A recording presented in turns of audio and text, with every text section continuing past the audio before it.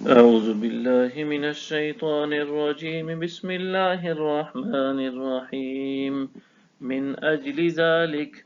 كتبنا على بني إسرائيل أنه من قتل نفسا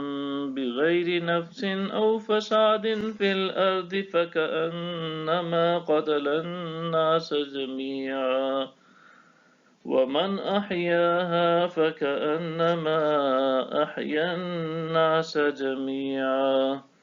ولقد جاءتهم رسلنا بالبينات ثم إن كثيرا منهم بعد ذلك في الأرض لمسرفون۔ اسی وجہ سے ہم نے بنی اسرائیل پر لکھ دیا تھا کہ جس نے کسی شخص کو بغیر قصاص کے یا زمین میں فساد انگیزی کے بغیر قتل کر دیا تو گویا اس نے تمام لوگوں کو قتل کر ڈالا،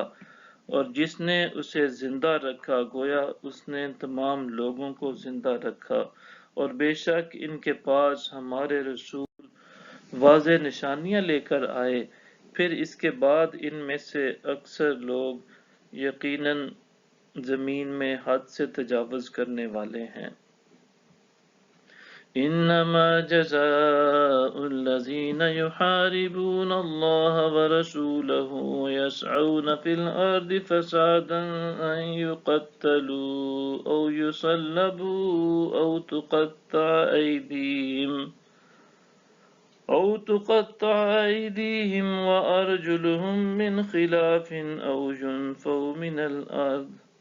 ذلك لهم خزي في الدنيا ولهم في الآخرة عذاب عظيم۔ بے شک جو لوگ اللہ اور اس کے رسول سے جنگ کرتے ہیں اور زمین میں فساد انگیزی کرتے پھرتے ہیں، ان کی سزا یہی ہے کہ وہ قتل کیے جائیں یا پھانسی دیے جائیں یا ان کے ہاتھ اور ان کے پاؤں مخالف سمتوں سے کاٹے جائیں یا زمین سے دور کر دیے جائیں، یہ تو ان کے لیے دنیا میں رسوائی ہے اور ان کے لیے آخرت میں بھی بڑا عذاب ہے۔ إِلَّا الَّذِينَ تَابُوا مِن قَبْلِ أَن تَقْدِرُوا عَلَيْهِمْ فَاعْلَمُوا أَنَّ اللَّهَ غَفُورٌ رَحِيمٌ۔ مگر جن لوگوں نے قبل اس کے کہ تم ان پر قابو پا جاؤ توبہ کر لی، سو جان لو کہ اللہ بہت بخشنے والا نہایت مہربان ہے۔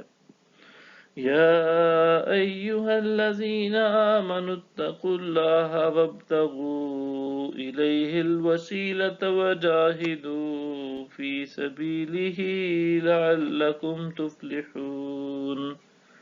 اے ایمان والو، اللہ سے ڈرتے رہو اور اس تک وسیلہ تلاش کرو اور اس کی راہ میں جہاد کرو تاکہ تم فلاح پا جاؤ۔ صدق اللہ العظیم۔